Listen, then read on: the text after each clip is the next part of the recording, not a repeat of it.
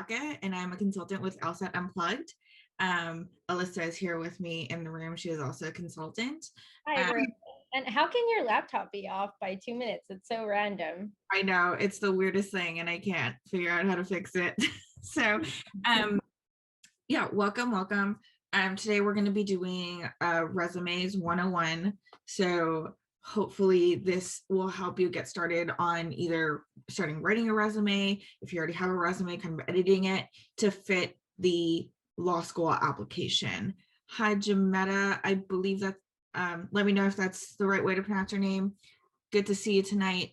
And, hopefully, hi. And then if you're listening to the recording, hopefully this helps you out. So first, I think, almost all schools are going to ask you for a resume in your application. And I like to think of the resume as a baseline for your application. Meaning it tells you a record of what you have been doing in your career. And this makes a little bit more sense if you've been in the workforce for a little bit, especially on, yes, I love what you put down, Alisa, like how you spent your time, right? So what have you done in a professional setting, right? And if you're going straight from undergrad to law school, you might have a hard time figuring out what to include in that resume. I do have to say, most of the time, you don't want to be putting anything from high school on your resume. And the other piece to that is the longer your career, the harder it is to kind of squish everything into your resume. So just know that there are some things that you're going to feel like, oh, I really don't want to trim, but you have to trim, or you may not be inclined to include some things, but you might need to include it just to kind of work with what to include in that resume, what should be in that resume, all of that. Hopefully that makes sense. So what is a resume in general? You want to list out your education and your work experience. Sometimes resumes, especially for people who have been working or actively looking for a job, might have those like executive summaries at the top that say seeking employment in X, Y, and Z industry. And then also, about yourself, like super positive and brings lots of energy to a project, something like that. I say take that out. You really don't need it in a law school resume. It would be really weird to see a resume that says at the top executive summary seeking, a spot as a law student at your school, right? So that just looks a little bit weird. I don't think we need it. I think you applying to that law school is enough to say you are looking for a spot in that law school. So I would totally agree. I think that everything I've heard from admissions officers, it's when you are sending your resume into a law school application, it is 100% assumed that you are applying to law school to get your JD or to get a law school education. So no objection is needed, because in that highly specific manner, that's why you're giving it over in the first place. Yes. And welcome, Claudia. Good to see you in class today as well. The other piece is there are, jobs out there that ask for very specific clerical skills, like words per minute, programs you can use on the computer, all of that. I say take those out at this point in time. I think you should be able to use Microsoft Word, Microsoft PowerPoint, basic Excel. Outlook is not, emailing is not I don't want to call it a skill anymore. It's, I think, something that we all know. And I don't think it's necessary to pull out those things as part of a skill summary at the top. So I really think it should be, your name, your basic information, education, and then go straight into your experience. So it should be fairly streamlined and fairly simple. Make sense, everyone? Good. All right. I have a few questions in terms of like what you said earlier, but I have this habit of jumping the gun on what you're right about to say. So I think I'm gonna wait to see like I think you're gonna bring up a sample resume right now. But something I wanted to point out to everyone, if anyone's heard you and I talk before, you and I have completely different applications. And you're laughing right now because for as much as you and I get along, like our resume is going to look completely Yes. not structurally different, but the content of what is going on in there is going to look really different. Mhm. And that being said, something that you brought up when you started the session was talking about like you're talking about what you've done in your education and what you've done professionally. But there is a space, I think, like, do you think there's a space for someone who maybe has, I'm trying to choose my words, not chaotic, but do you think there's a space for someone who is doing something that's not in a professional career setting, but they were using their time to develop something? Maybe they were developing a skill and maybe they weren't being paid for it. And maybe it's not even a a formal volunteering experience. Do you think that there's a space for someone to be talking about? And Claudia says, I was just going to ask that, like, this is how I spent my time. And like, how do you think that someone can put that in? I think that's completely appropriate to say, and I think that fits into two categories. So I had a student who did some training on their own that was for around like advocacy for foster kids, and there's like very specific training that they had to go through, and then they did additional training on their own time. So Wow. we put that under that work experience and added a bullet point and said, and did this sort of training for professional development, right? Love So it. you can do that, or you can bring that out and say professional, if you have certifications that you've done, like LinkedIn Learning, e-learning, any sort of certification that you may have, you can pull that out and say professional certifications or personal development, and then write it out. I think it looks a little bit cleaner if you do that and pull it out. However, you have to think about space. So I know people that do it all the time. I think it looks a little bit cleaner if you can pull it out. But if you're trying to fit everything into 1.5 pages to 1 page, it's a little bit hard. So that's my 2 cents about it. That was incredible. I think that answered a lot of what I was thinking about. Of there could be instances where someone spends their time in a valuable way or to develop themselves that's maybe not formally under a professional setting or a volunteer setting. And also there are quite a few schools that I know I'm sending applications into myself that say resumes can be 2 pages. Yeah. So it all really just depends. But that was awesome. Thanks. Absolutely. And I think, even if you have certifications that are kind of out there, for example, I have an American Fitness Association certification. That might be something that you do put in your resume because that's part of, your professional development, and it might reflect, that might be something that's like, oh, that's something interesting about this person. So, if let's say you have a teaching certification or I don't know, like advocacy certifications, all of that, like I say include it. If it makes sense to include it under work experience, great. If it works better being pulled out, that's great also. So just a way to think about it. Awesome. So speaking of different styles, Alisa, we've kind of talked about how we write essays differently. I am someone who likes to write everything out, like everything and anything out. And you're someone who likes to have a little bit more intentionality and kind of structured in terms of how they organize their ideas onto paper. I have to say, I am the same with the resumes. I say write everything out.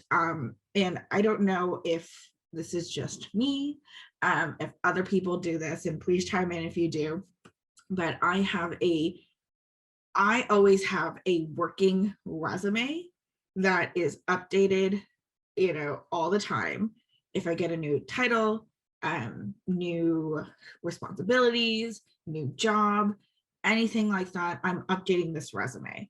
And it is the most detailed document, and it's the most tedious thing to keep updating. However, it talks about, like what the responsibilities were in that job, what the scope of that job was and all of that. So, and I will tailor that resume to everything and anything. If I'm applying for, let's say, a fitness job, I'm going to trim out all the experience that it doesn't necessarily fit and going to use it for that. And in this case, sending it to law school, I have to trim a lot of that stuff and put it into a 1.5 to 2 page resume. So pick and choose what is appropriate, kind of combine things that might be important to mention about the job, trim stuff that's not important, drop stuff that, it's too far back in my history to include, stuff like that in my resume. So that's how I like to construct my resume. I understand there's people out there who don't have a resume, like a working resume, and are building it out. So hopefully I will show a sample resume that is, I think, 4 pages long. That's kind of has my sort of work history on it. And we'll kind of walk through the basics. So here we are. Let me share my screen. Can we all see that? Alrighty. So hold on 1 second as I pull you guys back to my main screen. So I'm not a stickler. I'm not for format. I think there's formats out there that work great, that are all to the left, that our margins are small and all of that. I think there's formats that work for everyone. I am not someone that's like, you need to do it in this format or else it's not a resume. I think, whatever works for you works for you. Always have your name on the top.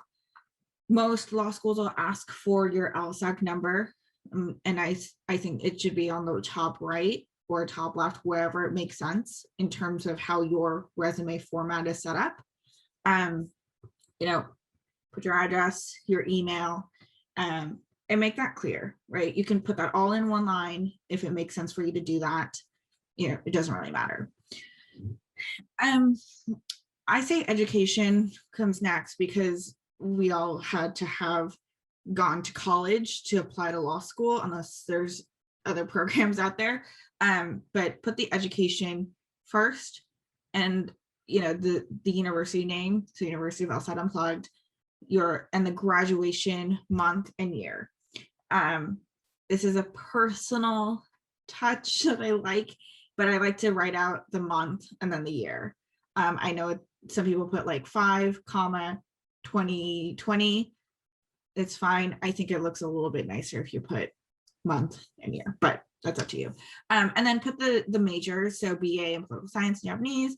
And then, if you had any honors, this is where you would put down dean's list, any sort of recognition, awards that you've gotten. I'm a little bit out from being in college, so I don't put my GPA down. But if you have, 4.0 and that's something impressive, feel free to put it down. I get asked a lot of questions about, significant coursework. If your work experience isn't beefy enough, that might be something that you want to put in under education. I'm not someone who recommends doing that extensively, just because it might detract from the other stuff on your resume. So just think about why you're putting relevant coursework in under education. Sorry, I am looking at the chat. Jobs after undergraduate, retail, yeah. Let's go ahead and we can even read this chat out loud in case someone's listening to this on the podcast. Yeah. So the question is, I worked different jobs after undergraduate master's degree. The jobs included retail, financial industry, worked as a case manager, file clerk. Currently, I work with the state and I feel like this is my second professional job. I don't know what to include in my resume for law school. I've been out of school since 2016. Great. So first, read the directions from the school on what they want you to include in the resume. If they say all jobs since graduation, you're going to have to put down all, right?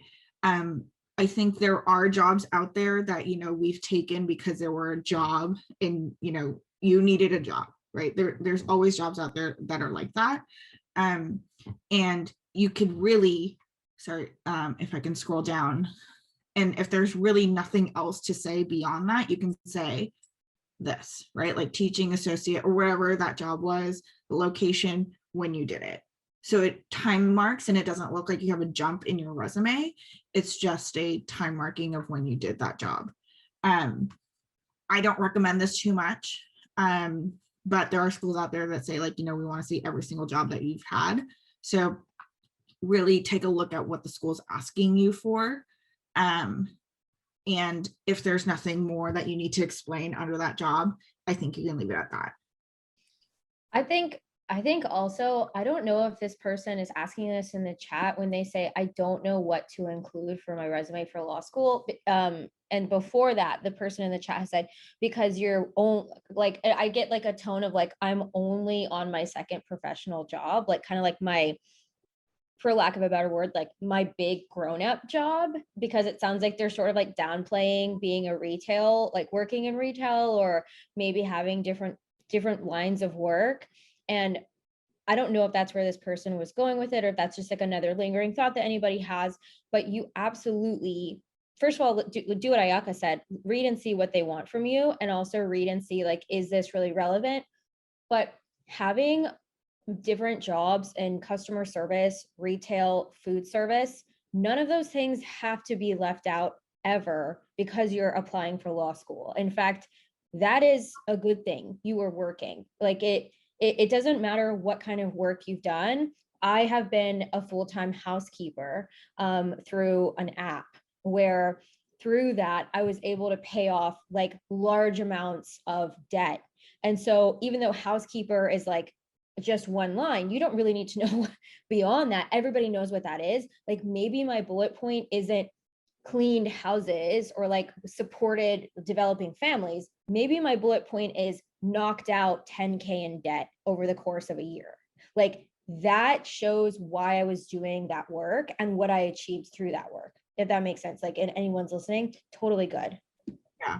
And also, a lot of times we skip over information, and I'll go a little bit deeper into this, but, Alisa, you just said like helped do this or kind of supported this. What does that actually mean? What does that actually look like? We really want to be very direct when we're writing bullet points for your job. So I'll go through how to actually do that. But there's a lot more meat to jobs that we think. And there's absolutely no shame in any sort of job. I think there's something that you gained out of working any job. So kind of, be okay with writing those out, depending on what the school is asking for. Sorry, I'm following the chat here. My first choice school does happen to ask for any and all employment history held since one's 16th birthday to ensure consistency with the employment question in the Florida bar application. Yeah, so absolutely. That's a great point, that it might not be since graduation from university, it might be before. And some people might not have a job before they've been to college or since before their 18th birthday. So really the school is being very specific about what they're asking, and that's great that that, Giovanna.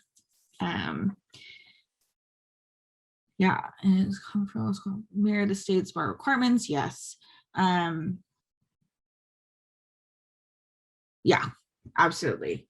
And what Ayaka is just reading there on the chat is that there are a lot of times like your law school application, what the school is asking for mirrors what their state bar is asking for. So this also comes in handy like a lot for character and fitness requirements. If you're like, what do I put for each school? What they're asking for is to ideally funnel you into passing the bar. Yeah. without any like hiccups. So that's why they're asking for what they're asking for. It's never like scary or like weird, like they're not looking for you to have more professional work. It's just because bar passage in different states requires just different things. Absolutely. I think that's a great point, and thank you for explaining that, Alisa. Great questions. All right, so moving on,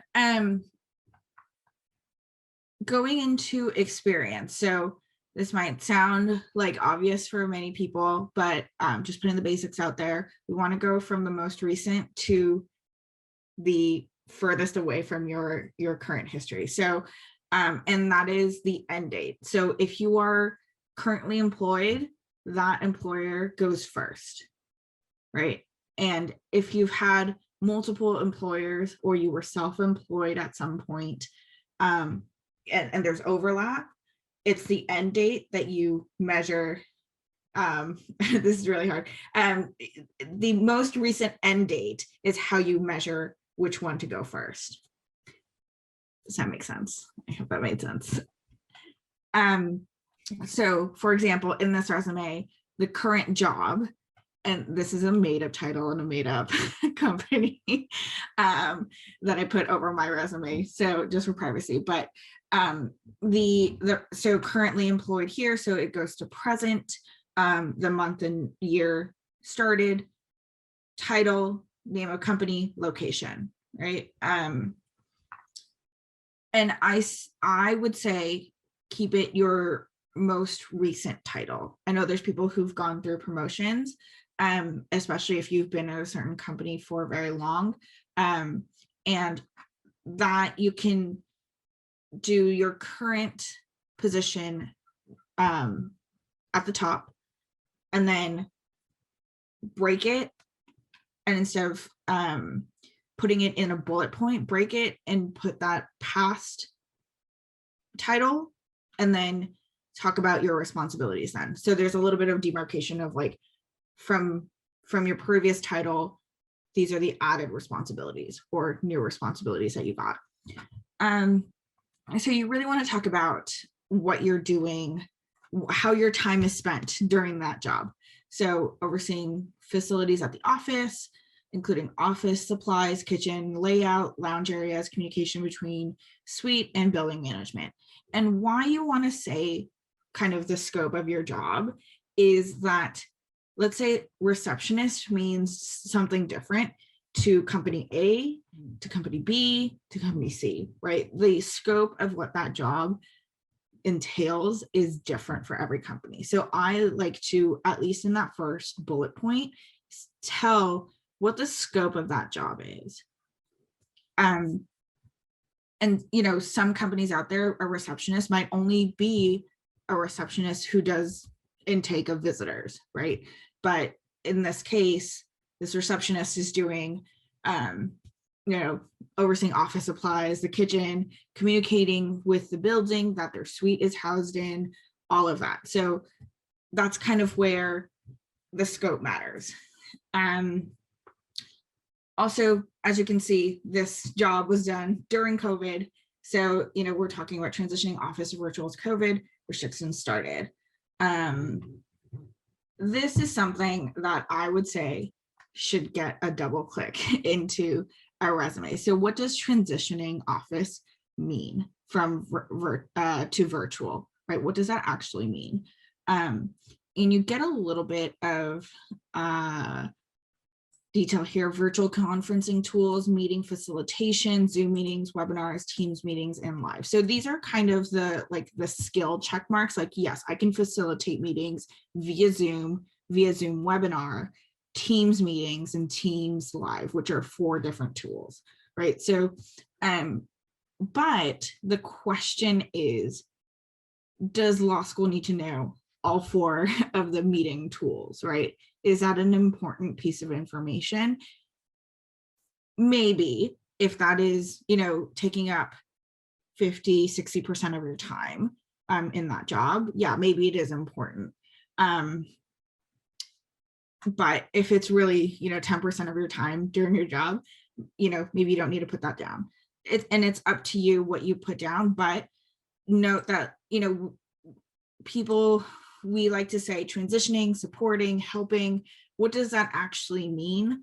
And kind of giving a little bit more detail can beef up your bullet points on your resume. Planning virtual events, creating and editing video content, reviewing presentation content, and run of show for entirety of the event, managing back end technology during the entirety of the virtual event, approximately 3 or 4 events a quarter, including one office-wide event, 150 plus participants per quarter. So not the best explanation of what a virtual event is. However, this does 2 things. So first, tells you what the person is doing in terms of planning a virtual event, right? Running the technology is clearly this person's job. The other piece is numbers. I say numbers are pretty important in resumes, and a lot of people will kind of end up saying once every month, twice, 2 times a year, stuff like that. And the numbers aren't super compelling. And I say, if that's the case, look at the denominator that you're using. Is it per day, per week, per month, per year? That can kind of change how the numbers sound. So if you look at 3 to 4 events a quarter, virtual events a quarter, and that's maybe 1 event a month, right? But if you say 3 to 4 events a quarter, it sounds a little bit better. You're saying exactly the same thing. And, you know, it just sounds a little bit better. It's a little bit more beefy, as well as kind of telling us the, I don't want to say scope, but like the size of the event. So is it 100 participants? Is it 10 participants? Is it 150? Is it office wide? Is it all office, meaning every branch of the company, or is it just your local office, right? Those things matter when you're talking about these things, and it can change the perception and change how the person who's reading your resume views the job, right? It's really easy to say, oh yeah, I was a receptionist at X, Y, and Z company, but it's hard to understand what that actually means if you don't tell us exactly what you were doing.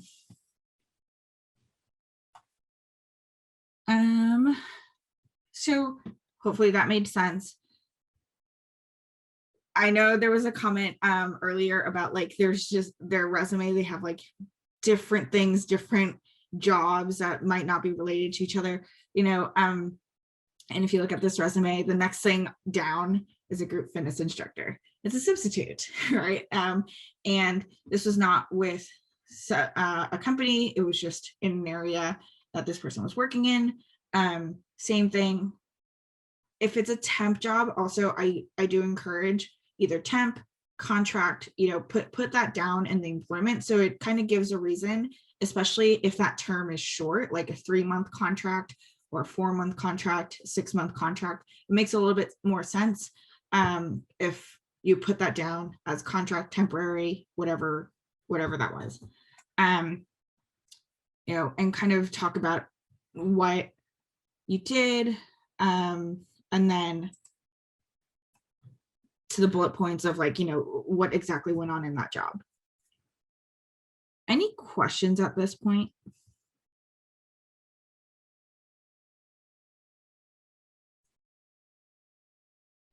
I don't have questions, but it is almost beautiful to see how much my resume doesn't look like yours. I have a bajillion jobs because I come from an artist background, and my own personal, I know that what I had to do is something that you just got across so beautifully, was talking about how to talk about everything you do in this one job that takes up 5 to 6 days of your week, right? Like you are working 40 plus hours a week for this one job. And so with that mindset, you have to figure out how to effectively talk about that in bullet points where it just show you spend all of your time doing that. I had a different issue with my resume where I maybe do like 6 different jobs in a week. And if I'm talking about I've been out of school for almost 8 years now. I'm coming up on 30. So if I have 8 years worth of multiple different jobs, mine has a lot more jobs listed with fewer bullet points, but it's all kind of organized differently. So anybody that was in the class right now, I went ahead and sent you, if you're in the course, I sent you like example resumes in a PDF. I got it earlier in the course myself. Something I do wonder, and I have a question finally. Did you get any awards in education or undergrad at all, or like were there anything kind of coming up for you, or have you left some of that out because you've been out of school longer? Because I just, maybe this isn't your real resume, but I feel like there's some more that could be going on there. Let me tell you, Alyssa, I was not good of a student.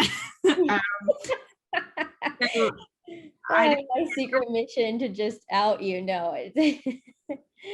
I did not get awards. I was recognized for different things that were not like purely academic.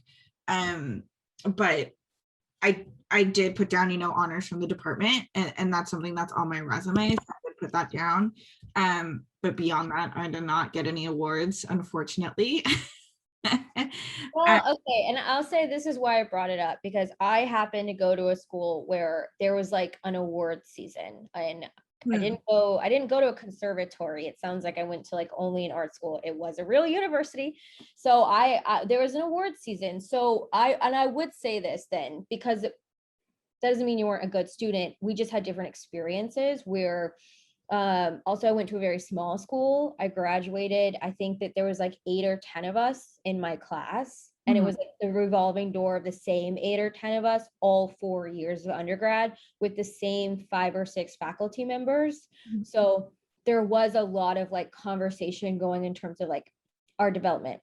What I'm trying to get to, in that I just didn't pick up here, and if anyone's listening, that if you've ever received an award, it would benefit you to not just say, I got this award. Like, for example, you would want to say, what did it take to get that award? Why did you get it? Because if like 9 out of 10 people, like 90% of people get that award, and you're like plugging it away on your resume, somebody might not know the difference between, was that really distinguished? Was that something that like you just kind of showed up like one day a week and you were awarded by that by the end of the semester or the end of your job? So if you do receive any sort of award, or you do belong to anything that has established you or you feel distinguishes you, like you have to talk about that. And an example in mine is that I was performing arts major, and I became so severely injured that the faculty asked me to take a semester off of my major. They were basically like, if you keep going at the speed you're going, like you won't walk out of school like being able to walk. So I had a major injury. I was asked to stop my major for that semester. So I had to replace my major's classes with physical therapy and like doctor's appointments off campus, while maintaining my academic like load. By the end of that year, I was awarded something called like a fire award or something. I would need to put that story underneath like awarded fire award, because it doesn't mean anything. So on my resume, it does look different than Ayaka's, where I have like awards and then almost like 2 to 3 bullet point, I don't want to say stories, but like explaining exactly what happened for me to have achieved that. So there's a whole different section on mine than from Ayaka's, but if anybody does have that, you'd want to do it. For sure. And I think, awards definitely need to go under your education, whatever you've been recognized for, valedictorian, any awards that you've gotten, all that. Even, I know I don't have it in here because it was just, this is like 4 pages and I'm like, I just need to trim it down. But to get honors in this particular department, I needed to write an 80-page paper, a research paper. And more often than not, I will see that under that as a bullet point to say like the title, who the professor was that endorsed it, and, you know, when that was completed. That's a great point to write that underneath that. Like if I see honors, I'm like, cool. Yeah. What does that mean? Like, Yeah. but if you told me that, I think that gives that a lot more weight. Yeah. And there was a point where I separated that out to say like projects, like significant projects and works. And I had that under that list of things. But in this case, it might be worth putting it up here in that education because we're putting it in the education level. Something to think about. I have a couple questions here. Alisa, I know you mentioned it, but Giovanna, you're asking, your resume includes a competency summary of qualification section. Is that a good idea or scrap it? If it is certifications that you have that are issued by an authority, you know, I would put it down, but as like a professional development or certifications list. But I don't think we need to see, you know, how many words per minute you can write, you know, all of that like skills. And to be honest, you might be using up important space that you may or may not have in that 1.5 to 2 pages that you might be allowed for your resume. I also see a question about, can you include being a full-time parent? Not that that's not important and that's not tough. I think for your resume, it is really a professional record of what you've done with your time. So it might seep through in like the bullet points that you write of like balancing work-life balance with while having children. You could put that as a bullet point in there. But I don't think it's like something that you title like full-time parent, comma, you know, San Francisco, California. Like that's a little, I have not seen that. And I don't know if I recommend doing that just because we are looking at employment history. I would go so far as to say, if you have a child with disabilities or special needs where you have had to go above and beyond and maybe a learning curve or identify and research different resources for that child in order for them to succeed, then I would personally take that as a huge source of pride in navigating.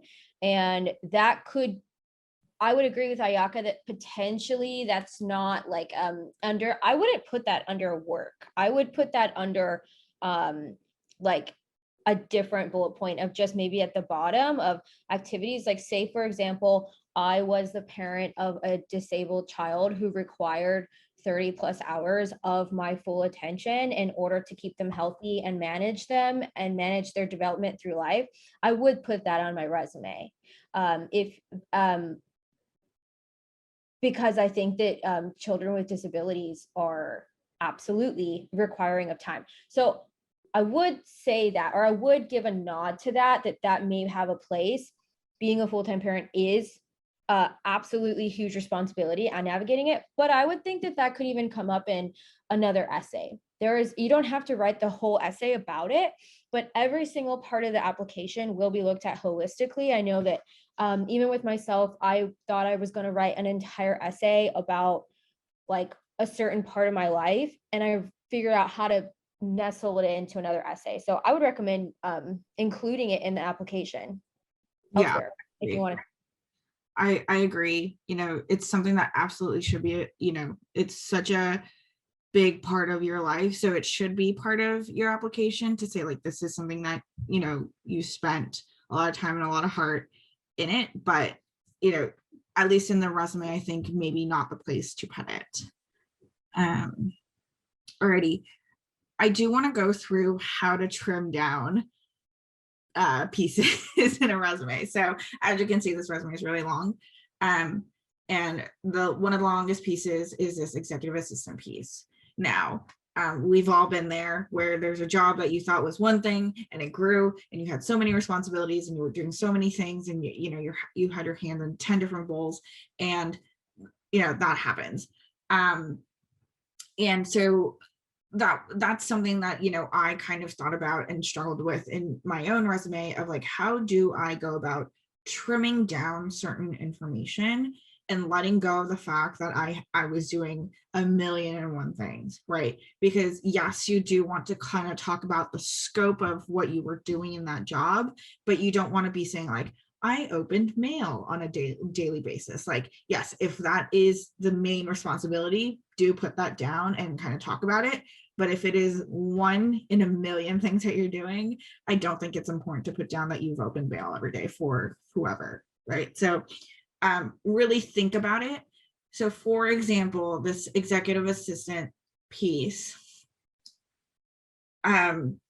this resume has a little bit of a blurb before it gets to this, like the list of responsibilities.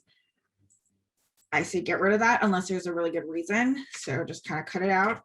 And then for this particular one, because the responsibilities are so many, it's split up into kind of main roles and then kind of assistant roles. If you look at the assistant roles, overseeing scheduling, including coordination of meetings across multiple time zones, scheduling, planning international and domestic business trips, coordinating foreign executive visitors, schedules, flights, hotels, blah, blah, maintaining, updating multiple calendars across time zones. So when you look at what is an executive assistant, I think many of those things you can kind of figure out that this person's base responsibility is that. So I think, you know, overseeing scheduling coordination across multiple time zones, I think you can say for domestic and foreign executives. I can kind of sum it up. It kind of took away all the nitty gritty stuff, but you can kind of sum it up in that. And that's only because the information that you get from this is less important than the information that I think is that you want to get out of this highlighted part. I think this is more meaty. It's a little bit above and beyond executive assistant, and it shows a little bit more leadership skills, ability to think on their feet and all that. So, you know, think about what each piece of information you're presenting tells about you, right? So for example, maintaining a good relationship with US headquarters via email, meeting, and personal business trips, or in-person business trips, consistent communication with executives, related management in order to ensure transparency and cultivate an open relationship between US headquarters and Japan. All right, so as you can see, this person was in Japan, and that's something that is a little bit vague, but clearly there's a lot of communication going on between where this person is and people who are internationally located. To give a little bit more context, this person is also a translator, so that's why there's a lot of communication going on. But it gives a little bit more meat than saying I was scheduling and taking notes during a meeting, which would be under assistant roles, right? So giving a little bit more dimension, giving a little bit more detail on, especially on the above and beyond part of the job, can kind of be a little bit more beefy than the day-to-day tasks that you might have to do in that job. Does that make sense? Does that make sense? Yeah. All right. Yeah, that definitely makes sense. Thank you. Yeah. Just to kind of go down a little bit, creating proposals, presentations for the regional director, and consult on business planning for future fiscal years. I say this is a little vague, and we can put a little bit more meat into it, of like, is it rolling 4 quarters? Is it, you know, the next 3-year plan? Like, what sort of plan is that? Future fiscal years, that could mean the next fiscal year. You could say the next 3 fiscal years, a 10-year plan, kind of give the scope of what you're working on. That will give a little bit more meat to it. Also, if the intention of this person in this piece is to show that you can manipulate data. And for example, this is what Giovanni, you were asking about skills, right? Like, let's say I wanted to say I'm a heavy Excel user, right? I could say here, utilize analysis via Excel, right, to model out business plans for the next 3 years. And that can kind of show that you are an advanced user, because modeling using Excel is a little bit of an advanced skill. So that's kind of how you can slide in skills without having to pull that out and say, I'm an advanced Excel user, right? So that's something that you can do and to think about, and really think about what you are trying to get across in each bullet point. So let's say for this one, I want to get across that I am data oriented. The first bullet point, I wanted to get across that I'm a good communicator, right? So really think about what you're trying to do with each bullet point and make that count. But don't leave something out that's important just because it doesn't fulfill that purpose. But think about the bullet point with that mindset. It might give you a little bit more ideas on how to present that information. Moving down just a little bit, just so we have enough examples here: drafting and finalizing all presentations, as well as writing the script for the regional director's presentation to headquarters.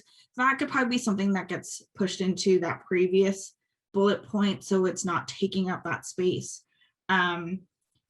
Maybe drop it, is it really the most interesting thing? No, but if you're talking about like, ability to write, this is something that law schools look for, like, can you write? So that might be something that you do want to keep if that's something that you feel like is lacking in some parts of your application. Participation in quarterly and yearly business reviews attended by regional director of Japan and the executives in the U.S. headquarters. Yeah, and really this can be something that you can put into numbers to say how many times you were in the US headquarters, how many times you were doing these business reviews, how many phone calls there were across, a quarter, across a year, and kind of play with that denominator that we talked about earlier, to figure out what numbers sound good in your resume.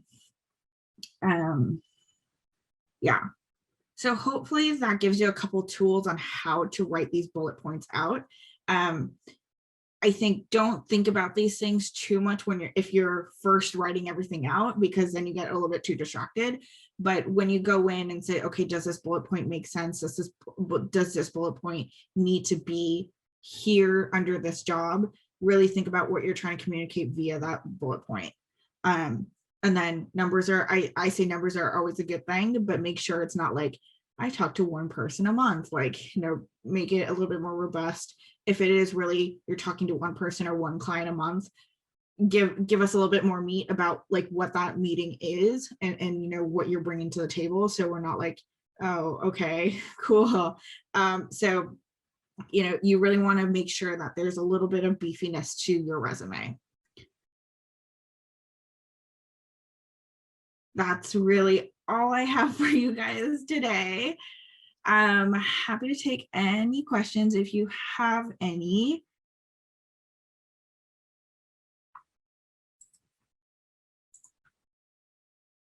Like, we're all good. What I came across in my own resume is just ask other people to look at it, and not only, but ask them, prep them with a few questions before you just hand it to them that you're specifically looking for. The first thing I would say is ask them about, I was about to say structure. I've been reading too many reading comprehension passages lately. Ask them about the overall structure of the resume. Formatting. Sorry. Ask them to look at the formatting and tell you back specifically, yes, every single piece of formatting was identical. So ask them to look at formatting. The second thing you want to ask them for is like coded language or jargon or technical language. It can get so easy to say a word that you're saying all of the time in your workplace or in your job that you've used so many times that it doesn't even occur to you that nobody else knows what that means.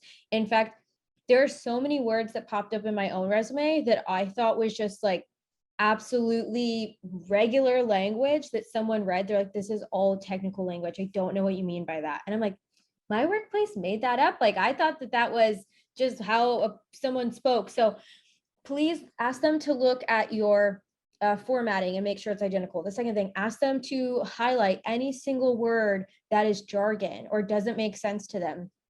I once wrote that I led behavioral interviewing, and they're like, what's behavioral interviewing? I really thought that everyone used that term. So ask them to look up technical language. And then of course, the third thing is grammar and spelling, but grammar and spelling, I don't want to say, I hate to say, like, are so easy to catch as compared to the jargon and the formatting, but the jargon and the formatting, and also like, does this put me in a good light? Like, is this representing me the way that I want to represent myself? Because in that way, you can take some things off, or maybe add something in a way that you've been spending your time. I know that we touched on that at the very top of the class in terms of, like, for example, I took 3 months off of work and I traveled to a country that specialized in the career that I wanted to work in. And I like let go of all my technology. I let go of everything and all of my responsibilities. And I trained for 12 hours a day in that one specific work development. That was just extra training that I took upon myself, but that is in my resume that I spent that time to do that, things like that. I also have housekeeping and delivery driving for Domino's on my resume. So you don't have to leave certain things out because they're not lawyerly. In fact, just using your time efficiently or effectively is lawyerly. Like, you just have to be a hard worker to be a lawyer. I mean, you have to do a lot of other things as well, but you don't have to worry about that. But I wanted to bring up, like, ask people specific questions when you hand them something. Don't just say, like, can you take a look at this and is it good? Like, tell them to come back at you with, like, these specific things that you're looking for. Formatting, technical language or jargon, and also just, of course, spelling mistakes. But if it's shining a best light. We have a question in the chat. Right. Before we move on, I do have one piece about grammar, which is, and those of you who have written resumes, to find a new job or, have a professional resume know this, active language. And it's really easy for us because we're looking back at our past experience as the past. It's really easy to say, like, did this, and like keep it in the past tense, but try to keep that active language going. Don't say created, you creating. And those are basics. So a little bit of the grammar goes out the window, but check for it before you hit send. Right away. Sorry. Going to that question in the chat. Giovanna, you're asking thoughts on when to start the application. It can hurt someone to launch it too soon. So is that correct? It can hurt someone. You can just do a thumbs up or thumbs down. Or did you mean it can't hurt to go too soon? Or you can unmute. It can hurt someone to start too soon, or it couldn't hurt? It can. It can. That's what, yeah. At least that's what I thought I heard from the video. Okay. I'm not sure if his purpose was, I guess it's a matter, I don't know if they're, I'm not really sure if his point was, if it's too long, that looks if your application's been open for 2 years, that looks bad, or I'm not sure what his purpose was in that. Yeah. And I have a feeling, so number one, I think you can open up an application and you're not required to send it within that cycle. So you can open up an application however, whenever you want. There's really nothing too extraordinary on that LSAT page that you're filling out. You're putting your name, your address, all of that. I think maybe if you're, studying for the LSAT and you're giving yourself 3 years to study for it, that might be something that's like, okay, that's a little bit long to be studying for an LSAT test. But there are people out there who, take a break and come back and take it again. So I'm not really sure what that context was.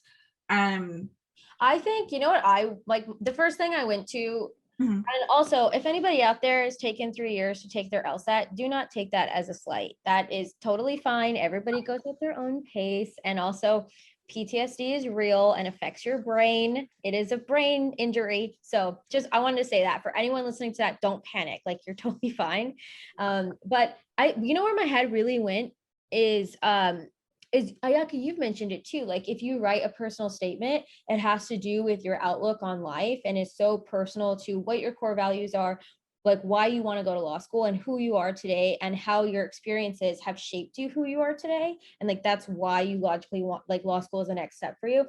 I remember mentioning, like, if you write your personal statement and you wait a year, which by the way, Ayaka and I both did. We were working on our application, or we started our journey a year ago. And when we realized that we weren't going to get our applications in up to our own personal standards within a timeline that we personally felt comfortable with, and positioning it and test scores and just everything, all like the puzzle pieces, we kept going. We pushed our application journey back. And I hope that that's okay for me to say, Ayaka, just to Absolutely. both of us. But what I realized is that I had been working on my personal statement for so long, and it may not even be my personal statement anymore, because I wrote it a year ago when I was in just, I mean, this different part of the pandemic, aged us all. So just a different person. But I will say what's incredibly relaxing is that even though that's not my personal statement, I think it's going to be my diversity statement.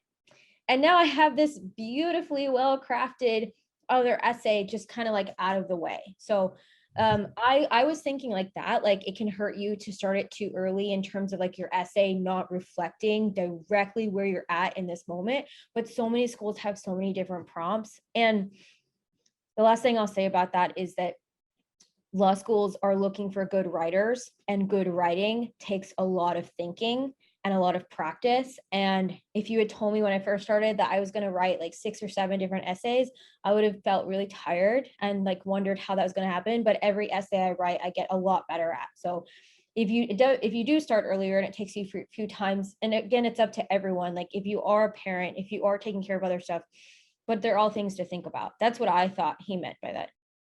Yeah, and I'm sure if we go back to the video, it'll make a little bit more sense. I just can't pull out in what context he was saying that in. But I think the downfall is more if you don't give yourself enough time, right? A lot of people think they can crank out a personal statement in 2 weeks.